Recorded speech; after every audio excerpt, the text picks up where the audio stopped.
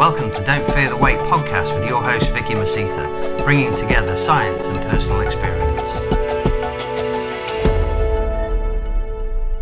Hi guys, welcome to the next episode of Don't Fear the Weight. I am your host Vicky Masita, and today I have my awesome, very good friend and cap-wearing friend. No, he's not Jimmy Neutron, although you might have seen him as Jimmy Neutron every morning so far. But he is Mr. AJ Morris. Hey dude, how are you? Hey guys, thanks very much for having me, Vicky. I'm super excited to be back on. I know that we recorded an episode a while ago, but I'm super happy to be here, and I'm excited for the topic as well. It's something that I know that me and Vicky are very passionate about. So pumped. Cheers for having me.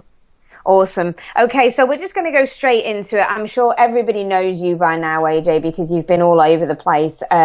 Just a very famous, Instagram famous dude. Just a very quick overview. Me and AJ go back to the 2015 BNBF qualifiers and British finals. Since then, we've been really good friends and just keeping in touch with every so often and checking out the strong jaw lines every time we come into dieting phases. So it's cool. So we are going to be competing again this year together, which I am super excited about. And just for a quick kind of plug, we are meeting up next weekend. Where AJ is going to take me through an upper body session, which we will YouTube and put out there for the socials. So please keep an eye out for that. So today we are going to talk about the importance of the coach-client relationships, because both of us have seen quite a few relationships go awry, or ones that make us scratch our heads a little bit, aren't we? Yes, massively, for sure.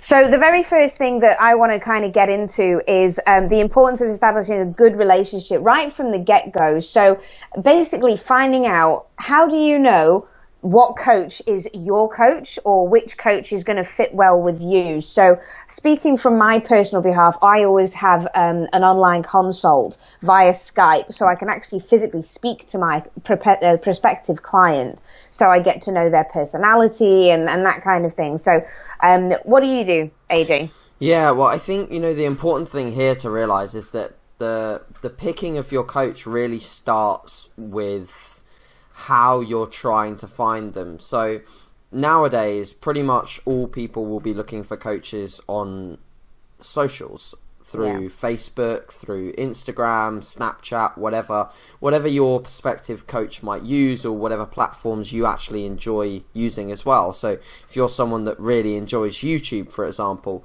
you're most likely to find your coach in a YouTube environment.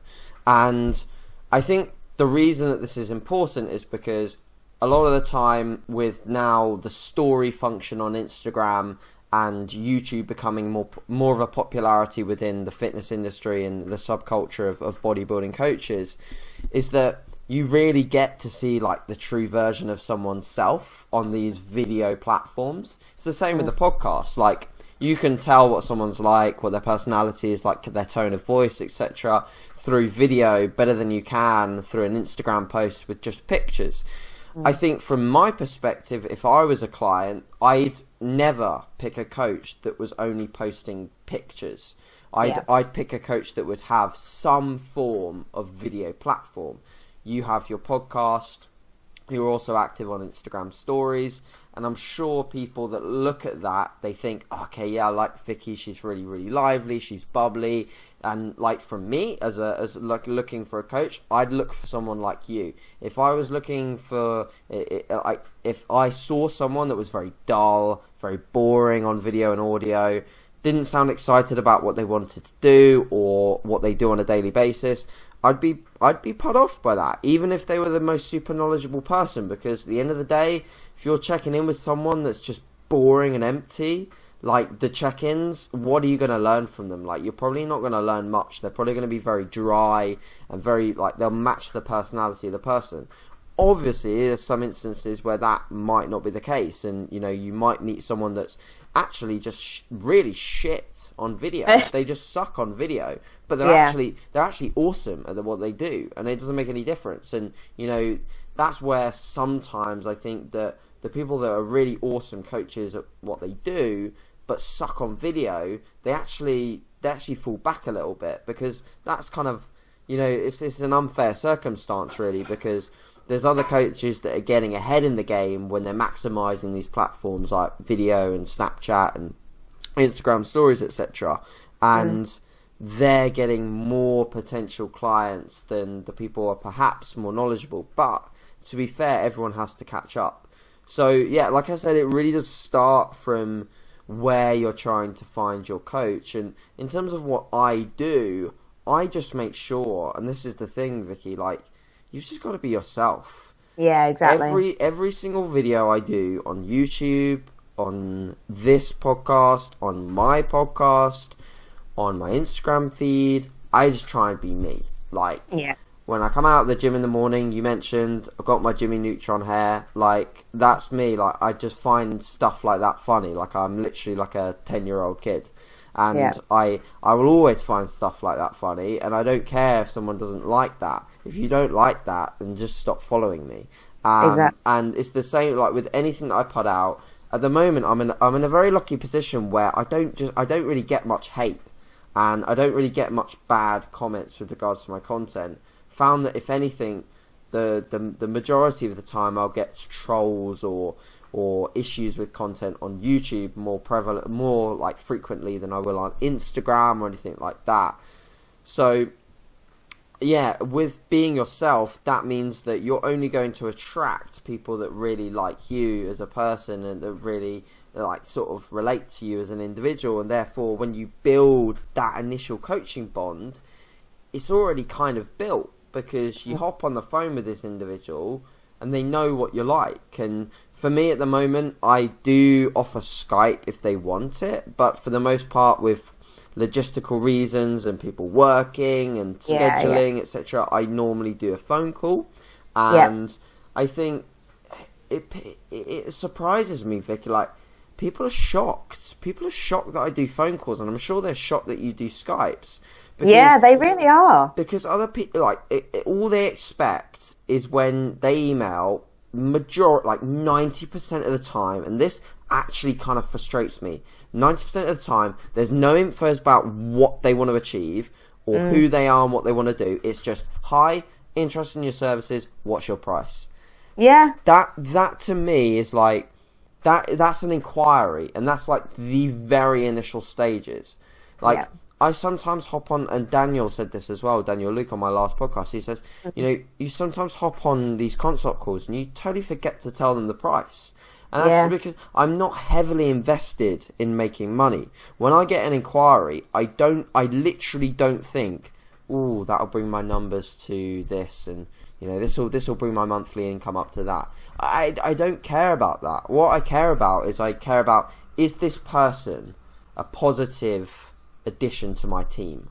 And will I enjoy working with this person? And the only way I'm going to find that out is by getting on a call with them and seeing what they're really like behind audio and having a bit of a discussion. Like, if I get on the phone with someone, and I've had this before, and they just sound like they just don't want coaching. Like, they just, like, they're one-word answers to all my questions, don't want to engage in a conversation. Man, like, take your money elsewhere. Buy a program online. I don't want you. I don't want to work with you.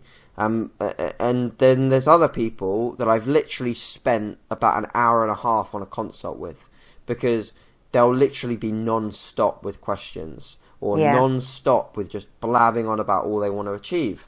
And that is epic. That is where the relationship is built. It's that cool. And then from then onwards, it's really about keeping that relationship solid by communicating as much as you can, either, you know, when they need it throughout the week, so whether that's WhatsApp, or if people use email or a member site or whatever you're using.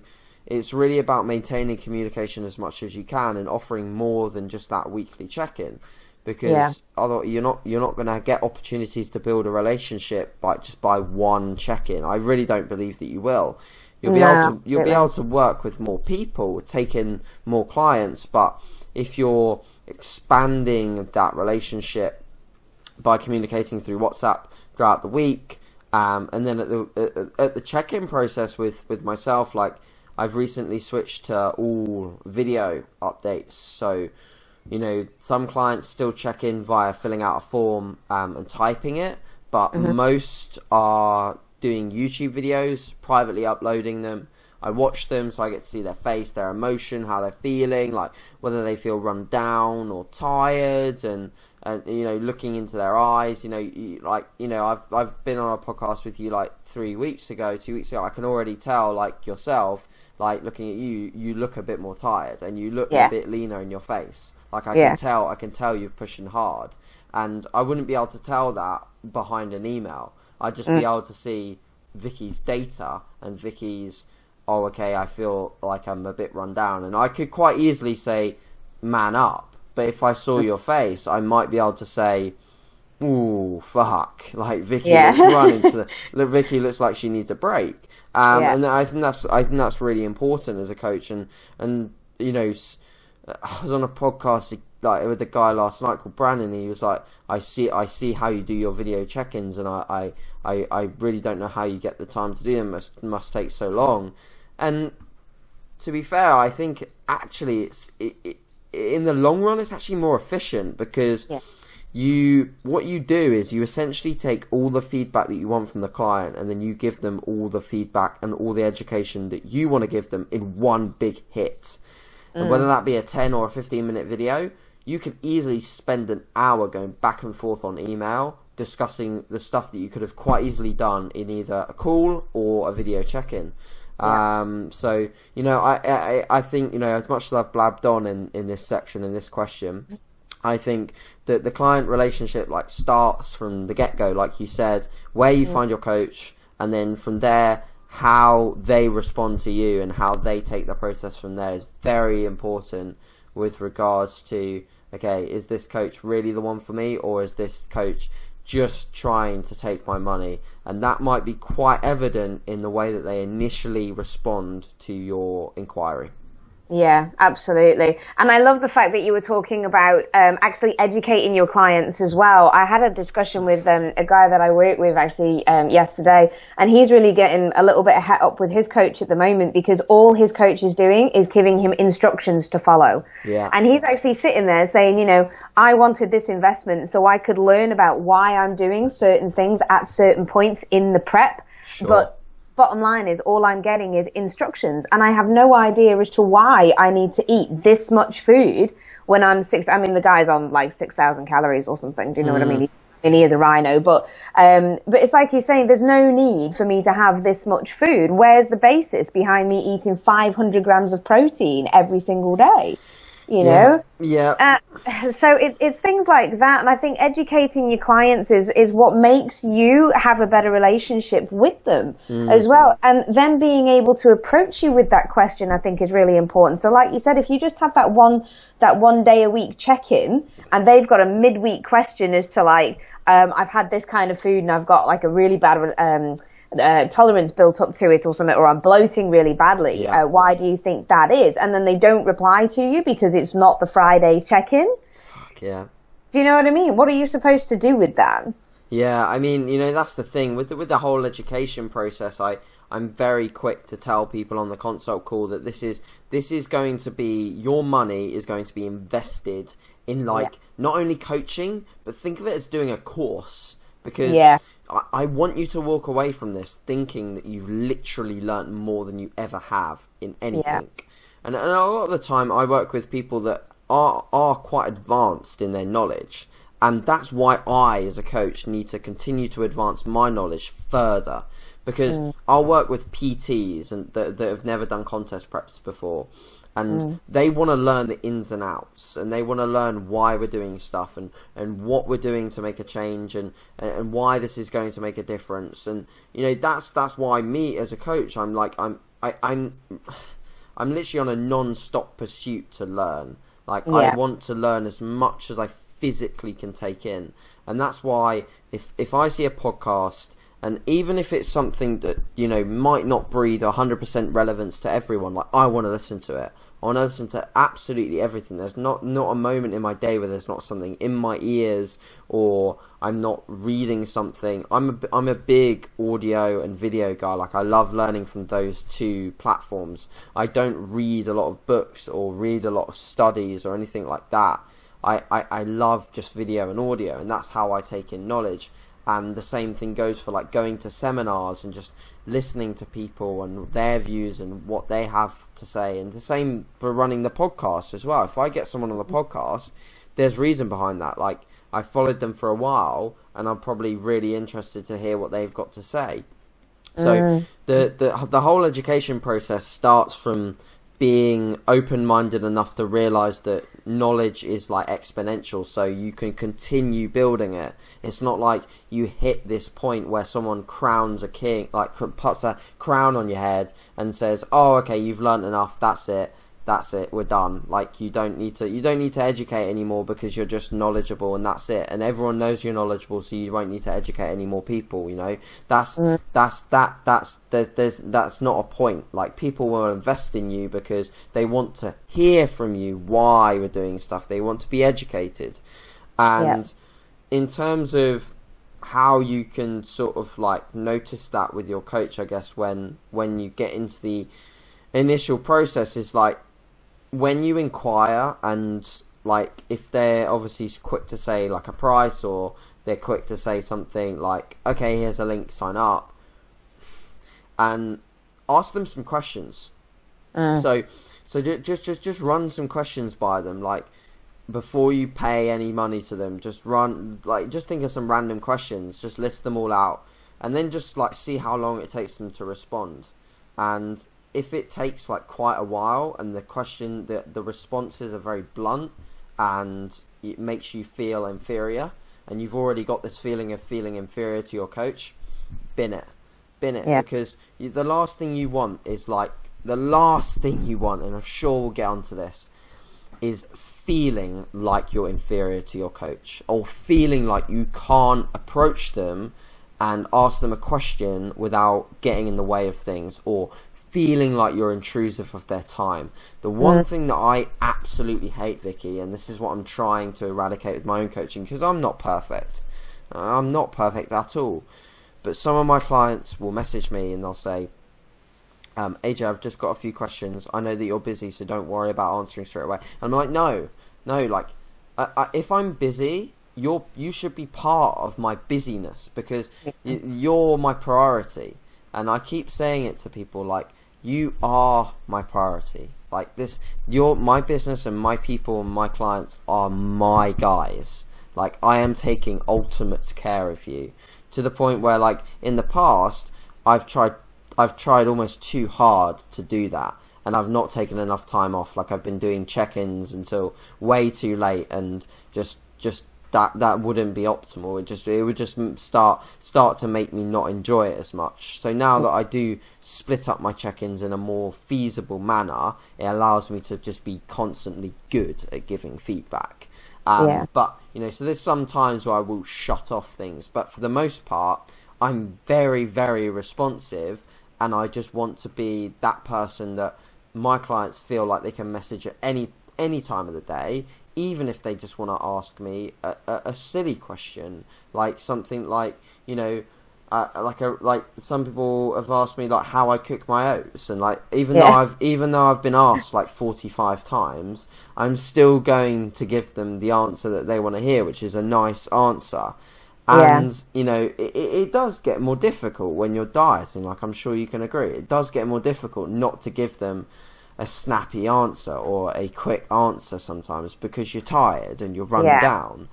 But this whole idea of like, this again just breeds it back to the start. It's like you should be quite kind of friendly with your clients, and like there should be a borderline. It still should be a client coach relationship. That's how it should be. And you know, I think that especially as a male coach working with like a lot of female clients, there definitely is borderlines, and there's definitely stuff that, you know, if the regular communication gets a little bit too much, you need to be honest with your clients and say, you know, this is how we do things. Like, I'm fine with you being my mate, but at the same time, we've got to be in a coaching relationship, and that's how this started, and that's how it's going to work, you know, type thing. But yeah, I mean, I'm just huge on communication, and huge on like this idea of educating, and if a client has a question, they should feel like they're going to get an answer, you know. That's what I mean. Yeah, definitely. I mean, I'm exactly the same just with my one-on-one clients as well, not just my online, but my one-on-ones. I always say to them in the initial consult, you can get in touch with me at any point. My working hours are between 4:30 in the morning and 9 o'clock at night. And if I don't, do you know what I mean though? But it's like, and they just look at me going, Jesus, Vic, that was a really long time. You get up at 4:30. It's like, yeah, I start at 4:30. But if you are panicking at 9:30 at night and you need an answer for your breakfast for the next morning, you are guaranteed an answer to have that answer before you cook your breakfast. Do you know what I mean? Yeah. And it's something that you just don't have to panic about. And I always say to them, because I get a lot of texts like you saying, I know you're busy, Vic, so don't worry about replying and this, that, and the other. And it's just like, listen, if you want to talk to me, then just talk to me. You don't have to explain or think about how I'm busy. And the one thing that I really love about my client relationships at the moment is that they actually ask how I'm doing, which is really good. I mean, you don't get that a lot with other clients. I mean, I had a coach previously and I really honestly felt that I couldn't just send him a quick text and say, this week's going really well. I've just beat an all-time PB in deadlifts. Hope you're okay. It would have been nice to share that as well. Yeah. Unfortunately, you know.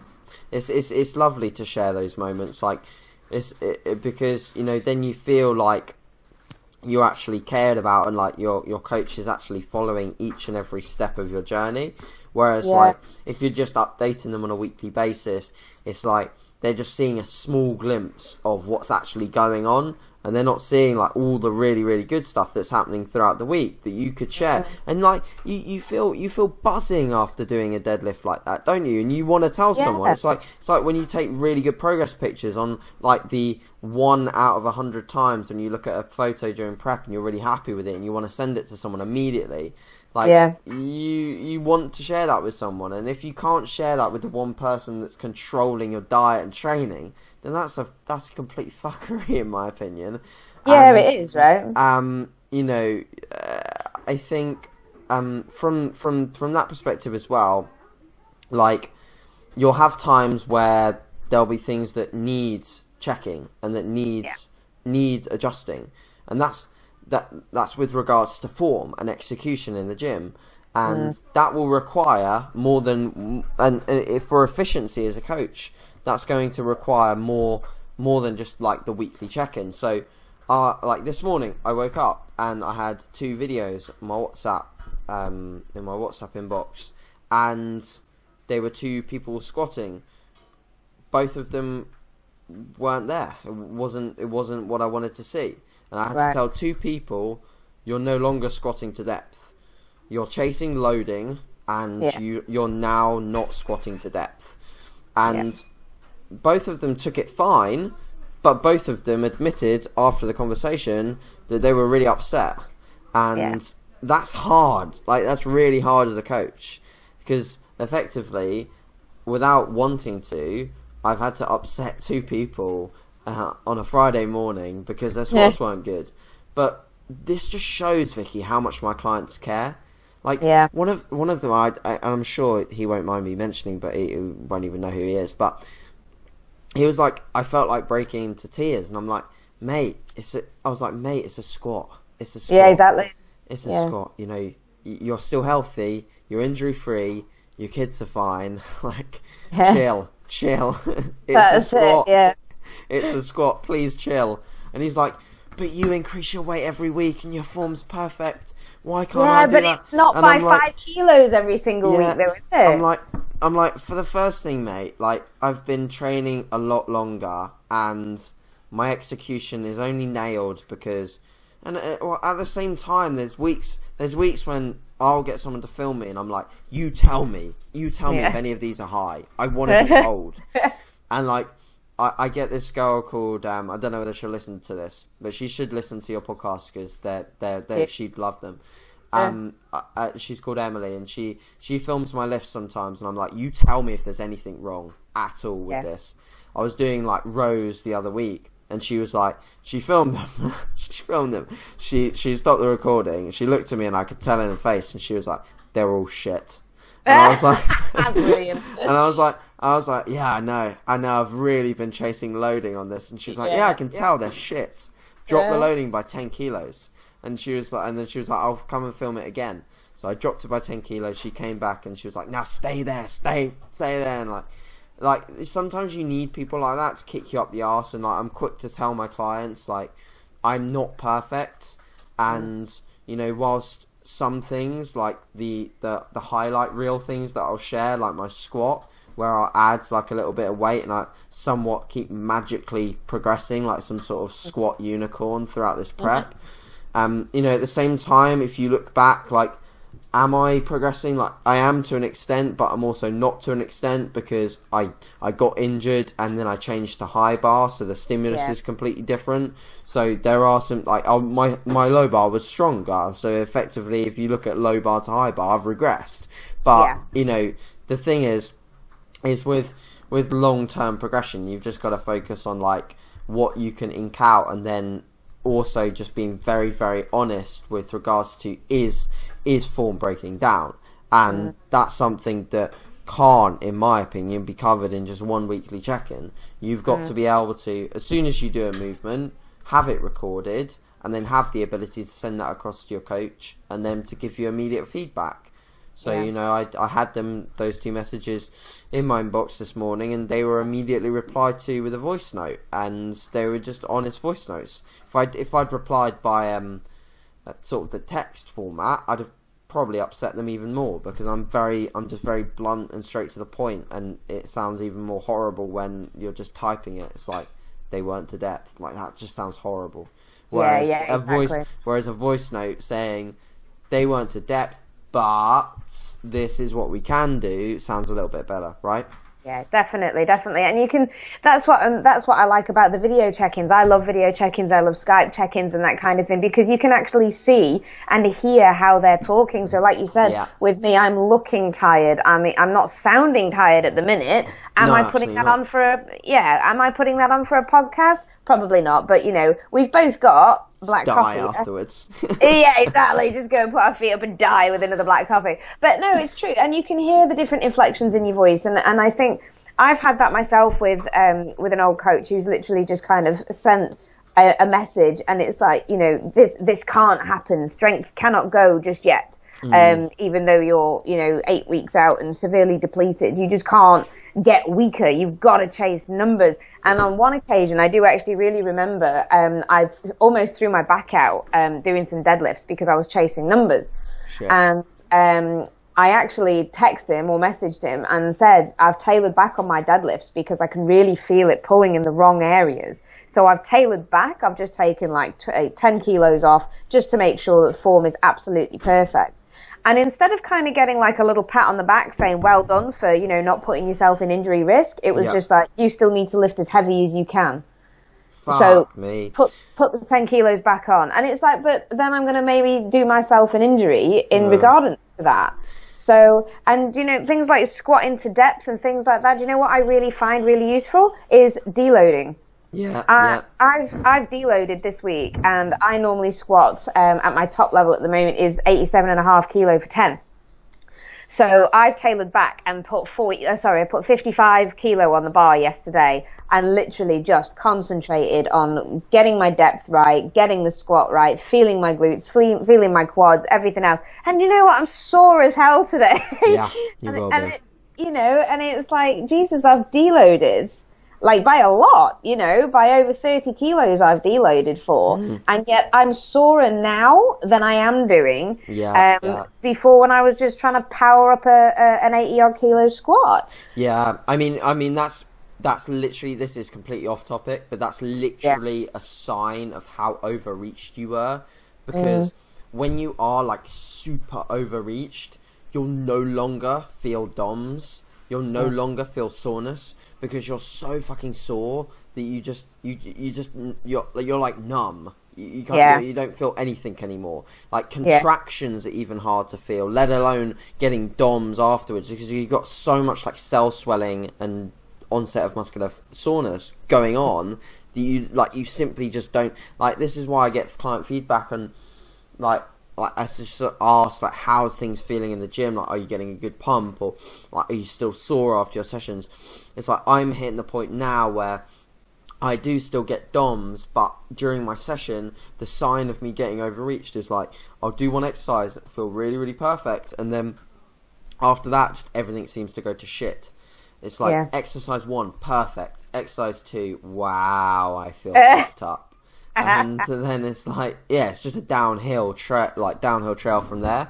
So, that's completely off topic, but that's potentially another take home for people to have. That's it, and it is, and I think it is still on topic because we're talking about experience as well, isn't it? Yes, and the feedback that you have. So one of the things that I wanted to talk about coaches as well that's in the industry at the moment, you've got these Instagram coaches, or what I call cereal box coaches, where you can just get a PT qualification out of a box.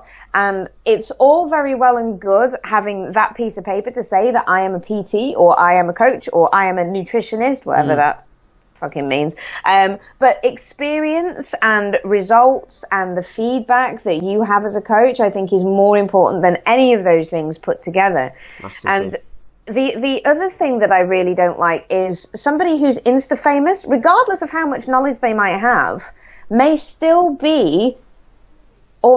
have different protocols that you're not comfortable with as a coach. Yeah. So realistically, do you want to get coached by a quote unquote name, or do you want to get coached by somebody who's probably a little bit more quiet, a little bit less well known in the industry, but who is absolutely super efficient at doing everything and taking care of you as a person, especially as a natural athlete as well, I think is much more important.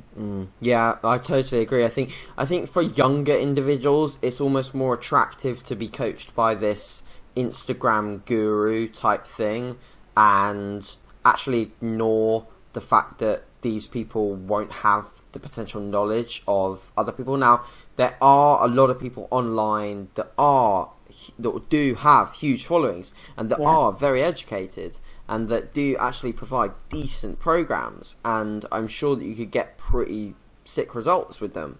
But there are the large majority that are shit, and they will really just not send you towards any potential goal. They'll take your money and you'll just end up with another, like you said, cookie cutter program that just really won't benefit you whatsoever.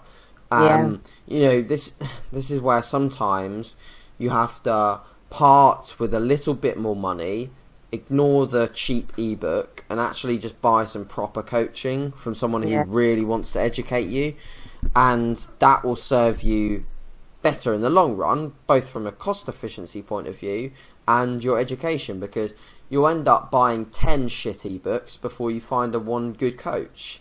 And you've wasted hundreds of pounds on crap ebooks that are now sitting in your inbox, and you could have just got one good coach, got a result quite nicely and fast, and educated yourself to the point where you can now coach yourself very efficiently. And that's way more beneficial. And there's a young lad that I know that goes to the same hairdresser as me. He was like, oh yeah, I picked up this coach. He's like a men's physique pro, and here he is, and we chat every day. And I'm like, yeah, you don't chat every day. There's absolutely no chance of that. So like he'd show me his program, and it just all seemed very great, and in the perspective of like he's working with an IFBB pro and things like that. I'm sure there's great IFBB pro coaches, but this thing applies is like. It was just a bulking diet that just really wasn't suited to him. I mean, I could tell because I'd seen him 4 weeks ago, and in 4 weeks he had literally packed on like a cow onto his body. Like he literally looked about 3 times the size. He was like, "Yeah, no, I'm really, really strong now." And I'm like, "Mate, I bet. Yeah, you've added you've added like legitimately about 20 kilos of body weight. You ate your former self." Yeah, that's literally it. So I'm like, you're going to have to pull off a lot now, and that is frustrating because obviously these cookie cutter ideal programs, like they just don't educate you as to how to suit these to yourself and like get results for yourself, which is super important.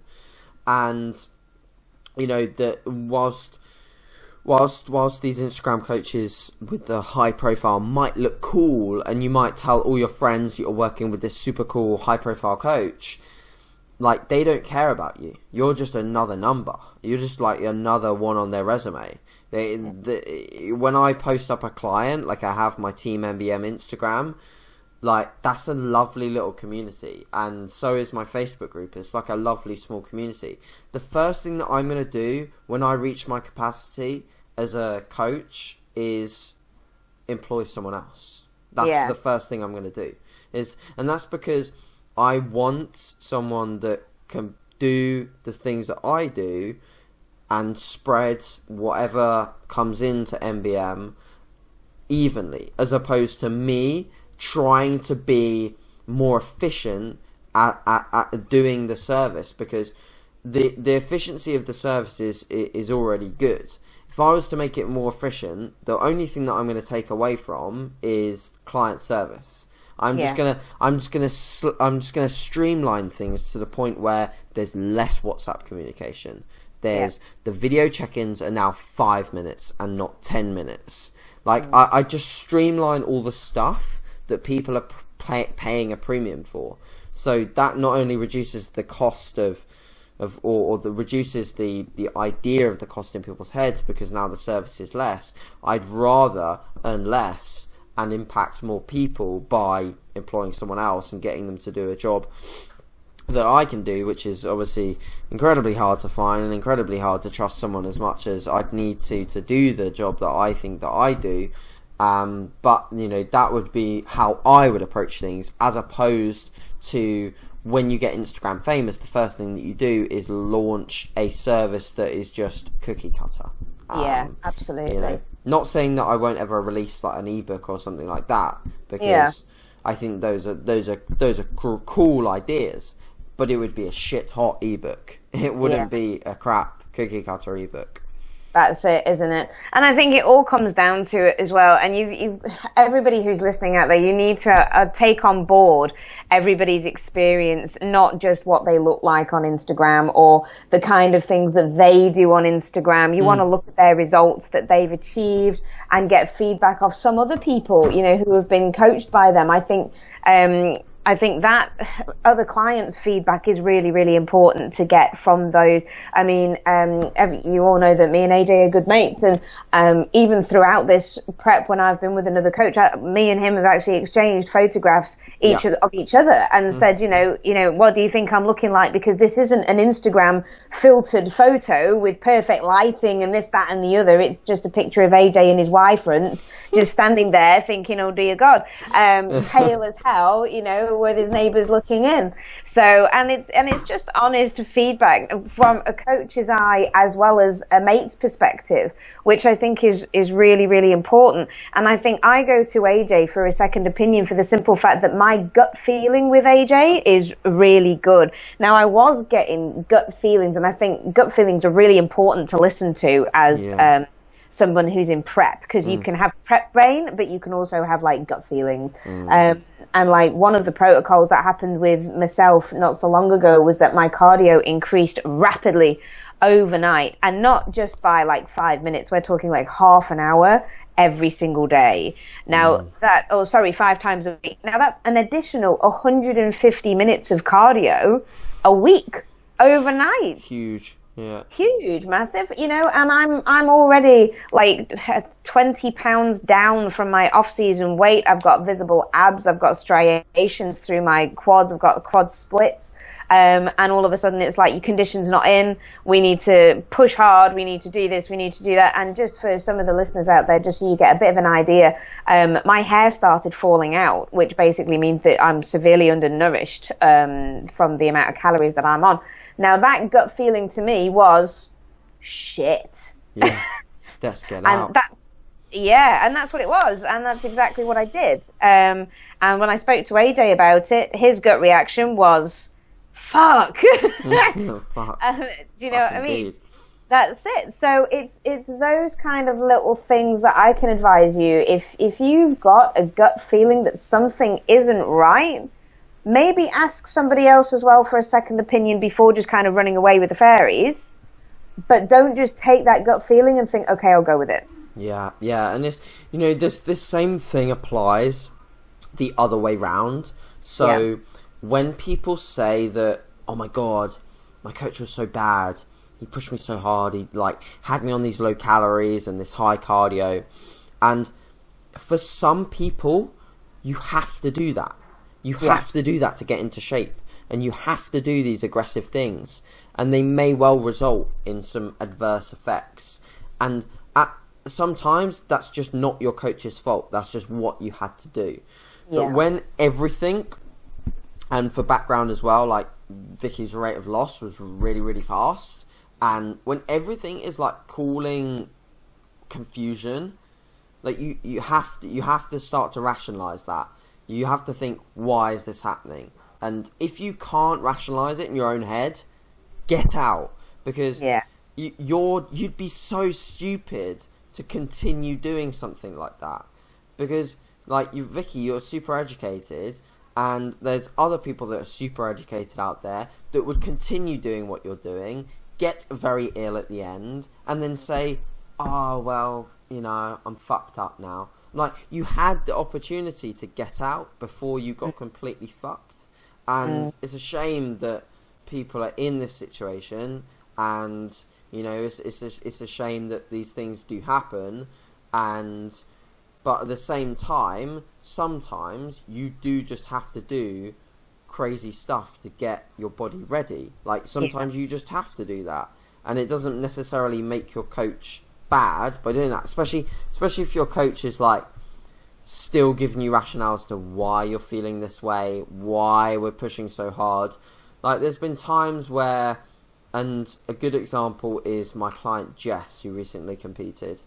She started her prep on something like a peak off-season calories of about 1,800, maybe 1,700. So very, very moderate calories. Not ridiculously low, but definitely not super high. I ideally like to see most females go above 2,000. And with no cardio before we start coming back down. And I literally said to her, I was like, Jess, you competed last year. I do think that it would be a better option to continue raising your calories and allowing you to get in a better position to maybe compete the year after. But if you really want to compete this year, I'm not going to say no. I'm just going to say your calories might get fucking low, and you might have to really grind this one out. And they may well get below 1,000. This is something that people think, oh my god, your coach is so shit if you're taking them below 1,000. And if I did that, there would have been rationale, I promise you. But and it wouldn't be for long either, would it? Yeah, no way. And the funny thing is, her calories never got below 1,300. She just kept losing. It defied all of my initial ideas that we'd have to push really hard, and that a rate of loss would have to be, significantly more than I thought. And as the pictures came in and the weight came off, we got away with little.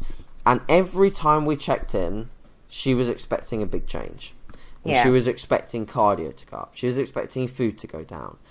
And every time she checked in and had a perfect rate of loss, I was like, Jess, no changes. And she was like, I'm really nervous that I'm not going to be ready now. I'm like, look at your data. You're losing the perfect amount every week. Look at your pictures. You're getting leaner. Trust the process. And she did really well. She did the best she's ever done. The last time she stepped on stage, I don't think she did the UK BFF show and didn't place, and now she placed in the UK Drug Free against a really good lineup, and she definitely had one of the best backs up there, and really? She had loads to take away from it that was positive. And she said to me at the show, she was like, this prep has been weirdly enjoyable. And I'm like, yes, because your last one was horrific. Every time you checked in, it was this is the plan. Every time you check in, we reduce food, even though you've made significant progress. There's no rationale to change stuff when you're doing well. No. If you have a week where you do well, you leave things the same, you might stall a little bit the next week, and then guess what? We make a change. Perfect. Yeah. And then you'll make more progress. So, you know, I think people are quick to jump the gun when it comes to this approach with dieting. It's easy to want to make quick changes and quick drops. But But at what cost? What risk? cost? Yeah, huge costs in the end of the game. That's it. I mean, if you lose, as a small female, if you lose 3 pounds in a week, that is a lot of weight to lose. A hell of a lot of weight to lose. And if your feedback after losing 3 pounds in a week is reducing your calories and increasing cardio, that's a gut feeling that's like, I don't know why. Unless you're fat as hell. Yeah, exactly. Exactly. A lot of people aren't. That's it, right? You know, and it's these kind of things that you've got to look out for. So I think particularly in my perspective, this podcast has been a really, really, really good resource for people out there listening who are thinking about getting into prep, and people who have actually got a coach at the moment, but who are maybe, you know, having second thoughts about some things that are going on. So if you do listen to this podcast and you really enjoyed it and you thought it was a really good resource, which obviously it is because it's got AJ on it and it's got me on it, so, you know, well, please share it around. AJ, where can people find you if they want to come to you for some MBM coaching? Cool. So, yeah, thanks very much for Vicky for having me. And like I said, I really enjoyed this one. I could easily blab on for like 2 hours on this subject. Yeah. It's just something that we're really, really passionate about as coaches, and we just want to continue giving out the idea that this is what coaching is about and this is what you should get if you hire a coach. But in terms of me and where you can find me, so my website is www.madebymorriscoaching.com. So you can find me there, you can find my services on there, and you can sort of inquire and sign up for coaching through the website, both for contest prep, off-season, muscle gain and fat loss. So I you know, to give an idea as to who I work with people who literally just want to take their physique to the next level. So whether that be you don't ever want to step on stage, but you want to gain as much muscle as possible, cool. You don't want to step on stage, but you want to get super lean, cool. And then obviously competitors as well. But sort of general fat loss, in general weight loss, I'm moving away from that. So I'd refer you to someone awesome if that was your goal. But other things, Instagram is AJ Morris_. My team Instagram is teammBM_, and I have a YouTube channel which I'm like really consistent with now, which I'm very happy with. I'm like doing daily uploads, so I've got into a good routine with that. So that's just AJ Morris, I believe. If you search that, you'll find me. And of course, I have my podcast, Teen Muscle Radio, as well, which I also had Vicky on. I can't remember what episode it was, but I think it was maybe 20 something. So you can find that one with Vicky. And yeah, so that's where you can find me. And thanks again for having me, Vicky. Great stuff. So I'll put all of the links underneath the YouTube video for you guys to click on. And as per usual, if you have got any questions for myself or for AJ, just write them on at the bottom of the YouTube video and we'll get back to them as soon as we possibly can. Absolutely. So for this week, it is goodbye from me on the podcast, and I shall catch you again next week. Okay, stay cool. See you later, guys. See you later.